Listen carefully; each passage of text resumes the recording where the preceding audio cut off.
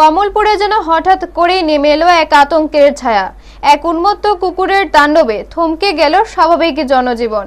মাত্র 12 ঘন্টার ব্যবধানে একের পর এক আক্রমণে রক্তাক্ত হলেন 13 জন সাধারণ মানুষ, যার মধ্যে একজনের অবস্থা আশঙ্কাজনক।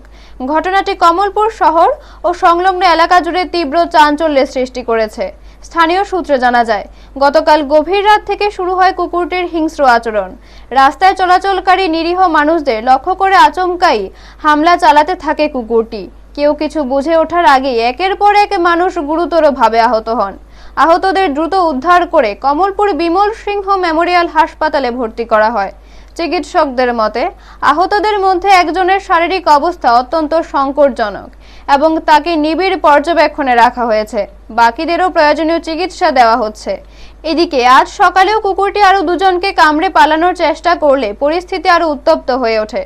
অবশেষে প্রশাসনের তৎপরতায় কুকুরটিকে আটক করে নিরাপদ স্থানে সরিয়ে নেওয়া হয়। ঘটনার পর এলাকাবাসীর মধ্যে আতঙ্কের পাশাপাশি ক্ষোভও তীব্র হয়েছে। প্রশ্ন উঠছে, এত দীর্ঘ সময় ধরে একটি হিংস্র কুকুর কিভাবে অবাধে ঘুরে বেরিয়ে এমন ভয়াবহ পরিস্থিতি তৈরি করলো? আগাম সতর্কতামূলক ব্যবস্থা কেন নেওয়া হয়নি তা নিয়েও সরব স্থানীয়রা।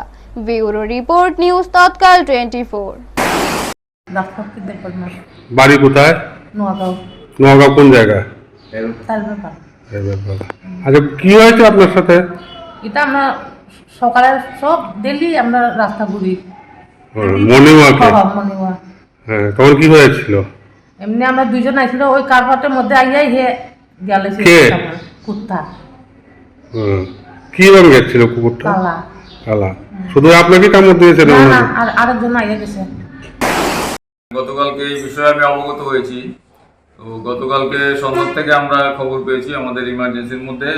গত রাত্র 10টা অবধি আমার কাছে নিউজ ছিল যে 8 জন এসছেন এরকম পাগল কুকুরের কামড়ে বিভিন্ন এলাকার, এখানের লোকালিটির মধ্যে, শহর এলাকার মধ্যে। তো সেই ইনফরমেশন আমাদের এখানে দেওয়া আছে এবং আজকে অনেকেই তার মধ্যে, এখন আমি খবর পেলাম টোটাল এখনো অবধি 13 জন এরকম এসছেন, 13 পাগল কুকুরের কামড়ে। তার মধ্যে একজন পেশেন্ট রয়েছেন, এখন আমাদের হাসপাতালে ভর্তি রয়েছেন আন্ডার অবজারভেশন। ঠিকই আছেন মোটামুটি, কিন্তু চিকিৎসা চলবে। আর আমাদের হাসপাতাল থেকে কুকুরের কামড়ে যে ইঞ্জেকশন, ইমিউনোগ্লোবুলিন এগুলি দেওয়া হচ্ছে। সেই সাথে আমরা অ্যাডমিনিস্ট্রেশনকে, আমাদের এসডিএম স্যারকে, ওনাকেও আমরা এই বিষয়ে অবগত করেছি। উনিও এই ব্যাপারটা দেখছেন। এতটুকুই আমি বলতে পারবো।